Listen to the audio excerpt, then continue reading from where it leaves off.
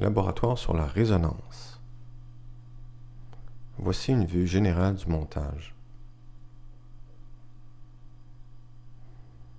En noir, vous avez le détecteur de mouvement, qui est le sonore. Vous avez 3 chariots, un fixe et 2 mobiles. Entre chaque chariot, il y a des ressorts. Ici, le générateur d'onde sinus. La fréquence se règle via 2 boutons, un grossier et un réglage fin. L'affichage est en Hertz, en rouge. Une paire de fils amène la tension vers le haut-parleur, qui va osciller. La tension dans le fil transmet une force aux 2 chariots.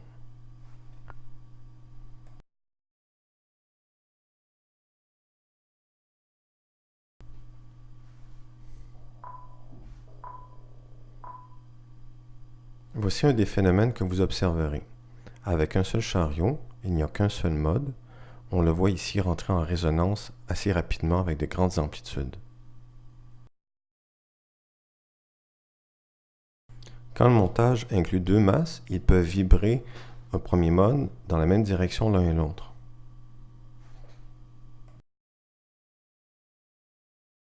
Dans le deuxième mode, les 2 chariots vibrent en direction opposée l'un de l'autre. Avant de changer la fréquence, vérifiez qu'un plateau d'amplitude soit atteint. J'explique un peu plus lentement. Quand on change les fréquences, avant de passer d'une fréquence à l'autre, il faut vérifier que l'amplitude se soit stabilisée. On passe de 1.8 à 1.9. On voit l'effet sur l'amplitude. Elle augmente progressivement et se stabilise. La mesure à 1.9 Hz est maintenant terminée. On peut passer à 2.0 Hz. Le coéquipier change la fréquence. La fréquence augmente un peu dans Data Studio. Et on voit que l'amplitude s'accroît de façon asymptotique. Avant de changer la fréquence, de passer à la fréquence suivante, 2.1, il faut vraiment vérifier que le plateau soit atteint, ce qui est à peu près maintenant.